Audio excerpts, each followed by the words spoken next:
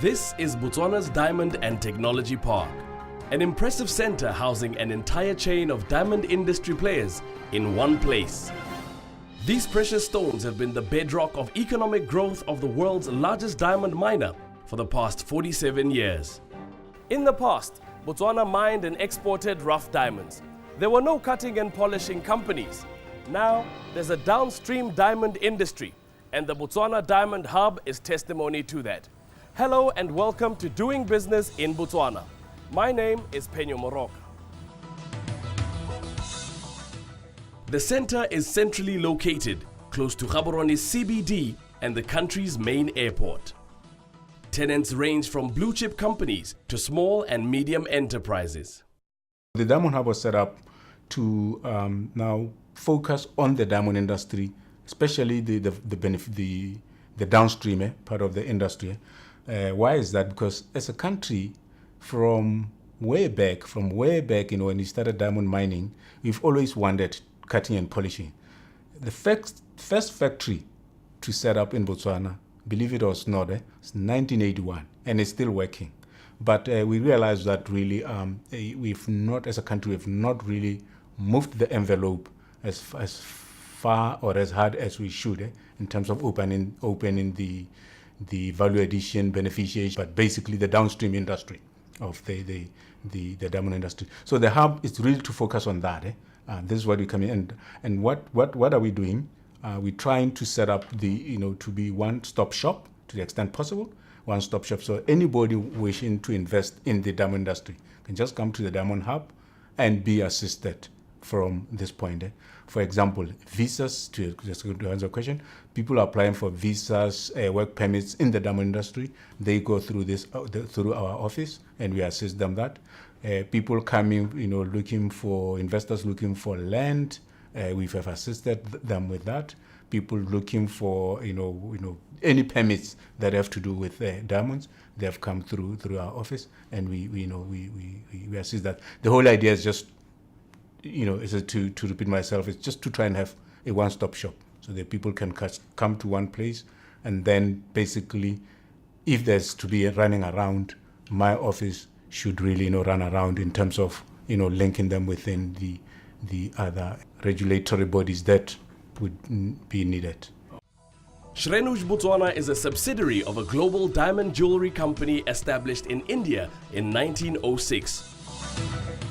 Listed on the Mumbai Stock Exchange, Shrenuj & Co. has operations on 5 continents and 14 countries, employing over 3,000 people. In 2009, Shrenuj opened its diamond cutting and polishing factory in Botswana. In 2011, it established the country's first commercial jewelry manufacturing unit here in the Diamond Park. Our basic function is to manufacture rough diamonds into polished diamonds and to manufacture jewelry.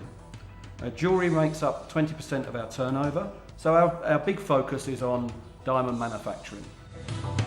The relocation of the Diamond Trading Company International from London to Botswana has created opportunities for diamond cutting and polishing companies to set up operations in Botswana.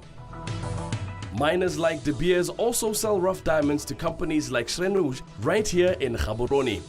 This makes it possible for secondary diamond trading. I worked for De Beers in Botswana 25 years ago. In those days it was sorting goods and sending them back to London. And what happened was that over a period of time, contract negotiation between the Botswana government and De Beers, they decided to start selling goods directly from Botswana. That meant there was an opportunity for a company such as ours maybe to come to Botswana to set up manufacturing operations and to employ and transfer skills. We did that, and on the basis of that, we get supply directly from De Beers, which is valuable to us.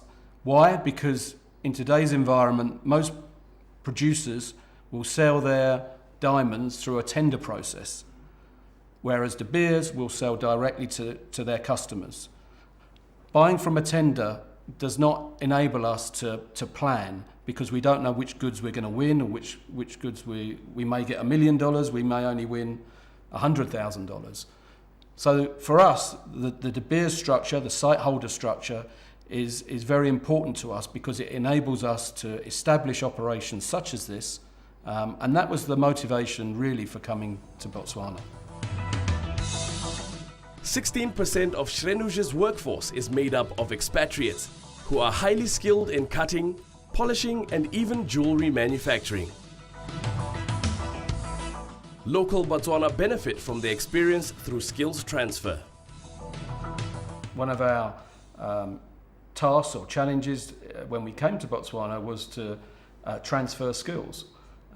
Today I'm pleased to report that that transfer is ongoing, but people know how to polish diamonds. About 70% of our management team is now Botswana citizens, and we are a manufacturing operation.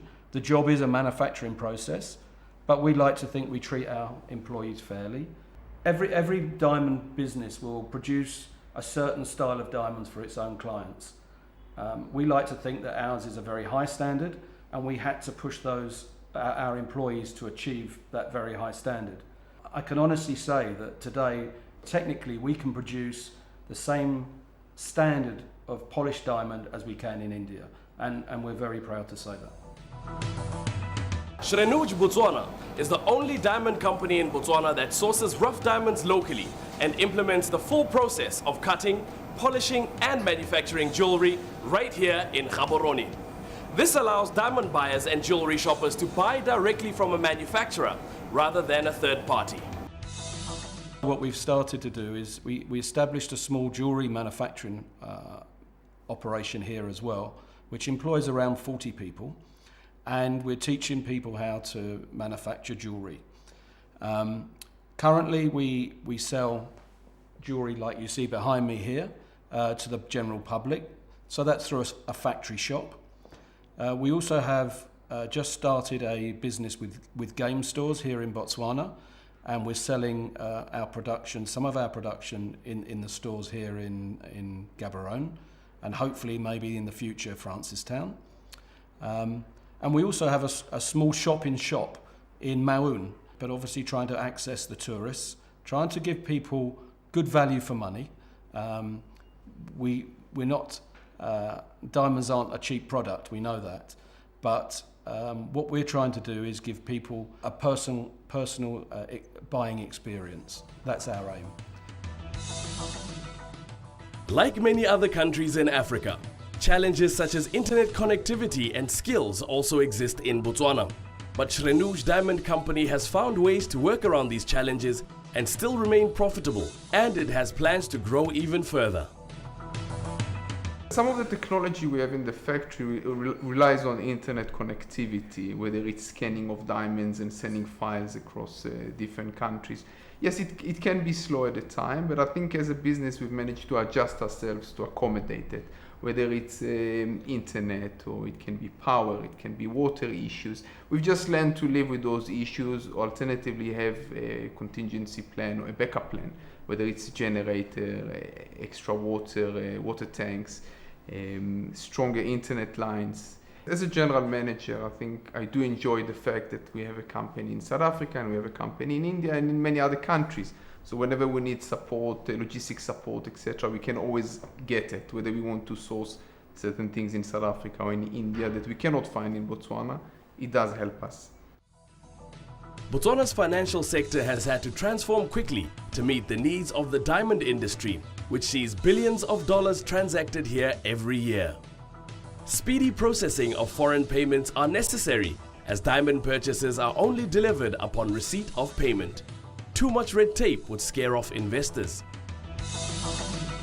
One of the objectives for us as a government to actually negotiate for the relocation of DTC sales function from London to Botswana, because we know that there are a lot of support services that go with these. One, the financing, that with that then the sales, the $6 billion plus per annum, that going through can only strengthen our banking systems in Botswana, and that is happening. That the money slowly the money is going through the banking system here. It's still work in progress. The the fact that the 81, 83 DBS shareholders, side holders, come to Botswana every 5 weeks to buy their diamonds here. What is that doing? It's adding to the economy in terms of the logistics, in terms of the hospitality industry here. These are activities that, as a result of the relocation, are already happening here, and they're adding to the economy. I think Botswana generally is a pleasant place to stay. It is obviously has changed from the time I've arrived here in 2006, and you have much more variety, and it's a different place. And I do think that any investors who ever come to Botswana, whether it's to travel or to invest, you do have places, whether it is to stay, accommodation, or places to eat, or go out, etc. I do find it a pleasant place, and there may not be as much variety as you have in Johannesburg or in other major cities, but you can find what you're looking for. Fundamentally, the environment is a healthy one. There's good opportunity to get access to rough, which was our motivation for coming here. So for us, it's been a good experience. Botswana's a young country. Independence was in 1966. I've seen it grow over my career, and the government have big aspirations to grow the diamond industry beyond just jewelry, diamond manufacturing. They would like to see jewelry manufacturing on a larger scale here. But whether that's achievable, we'll have to see. We've dipped our toe in the water, and we've found a model that works for us. But I think fundamentally the government would like to see some of the bigger jewellery companies entering into the country and extending the value chain as such. There are challenges, but I think over the last 5 years that we've been operating, we've learned how to manage those situations. And today we have a factory of some 250 employees, 20% of which are actually hearing and speech impaired. So I think that's just proof that you can overcome the problems and you can find a way of doing business. It may not be like what you do in India, it may not be the same as in Europe, but you can find a way. Shrenuj believed that the best way of creating value is through a fully integrated business model, benefiting from efficiency gains and better product control. Shrenuj's investment into Botswana further enhances the country as a regional hub, a place where you can do business and at the same time connect to the rest of Africa for more opportunities. From me, Penyo Moroka, good evening and join me again next time.